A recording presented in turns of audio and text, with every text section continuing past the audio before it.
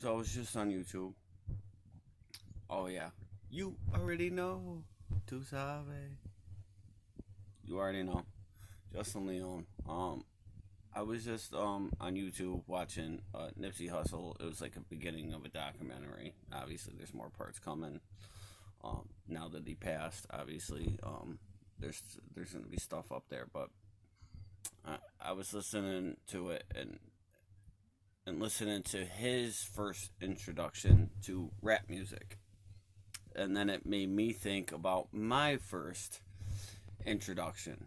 I know the first tape that I ever got in my boombox was something that my brothers listened to, which was Guns N' Roses. That was my first tape ever that I got, that I just played the crap out of.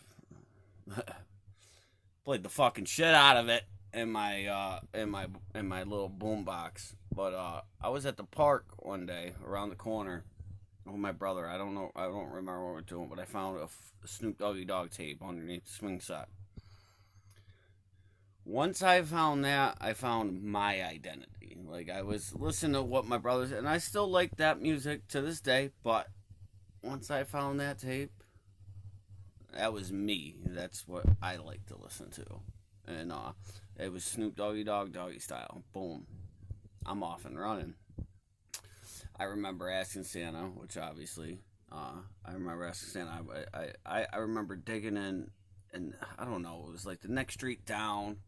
Someone was moving out. I seen some boxes and stuff. I pick them up and bring them to the house. I seen like baseball cards and stuff like that, and I'm like, took it back to the house, and I'm like going through it, finding these baseball cards, this and that, and I see Dr. Dre the Chronic.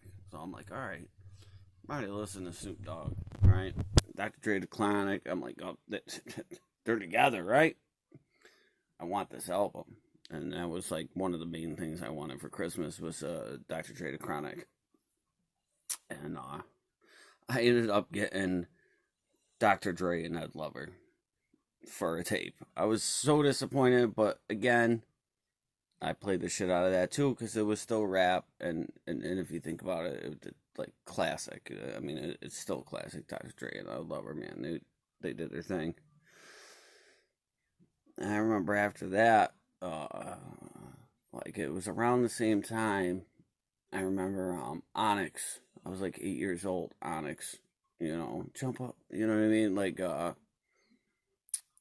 what song was on the radio? All I know is I taped it off the radio, like back in the day when you used to have to put toilet paper in the top of your tape so you could record it off the radio or whatever. Slam, that's what it was. So I remember like slam, slam, da da da, da da da. Let the boys be boys, right? So I recorded it off the radio, and my neighbor, since his kid, and this kid was younger than me. I was 8 years old. The kid was probably like 5, but he liked the song. So he went out and bought him the album. And then found out the album, it wasn't fucking swears everywhere, you know what I mean? Black vagina find up, blah, blah, blah, blah. And it was great because I got to trade him my little, I had the song from recording off the radio and stuff like that, and a bunch of hip hop songs that I had. But I got to give him my little tape for the parent, you know what I mean? The tape with all the swears in it and all that, all the hard songs, Black Vagina Finder and all that stuff, man. But like rap has always been my thing, and just watching this little part of the Nipsey Hussle documentary, it just got me thinking. Like the first time I got that I was introduced to hip hop, man. And hip hop is still my life. And that's why I write today. Like I'm 37 years old. I'm not going to make it anywhere, but I still have a passion for music. You know what I mean? I still write. It's a little bit harder now these days. I don't remember things like I used to. You know what I mean? But I still write. And you know what I mean? I started going in the recording studio when I was 16 years old, and rapping over horrible beats, but they were not anybody else's beats. They were made. The guy that I messed with, was his name was Redline, but like horrible beats, but I remember the first time I went to go lay a track, man, and the stuff I penned, listening to I think I was probably listening to Nas or something, trying to pen a rap to his beat, and then when I went in there, I couldn't hit a beat. Like I just all my verses, at each line was just so offbeat. It was horrible. And then obviously finally learned how to rhyme on beat.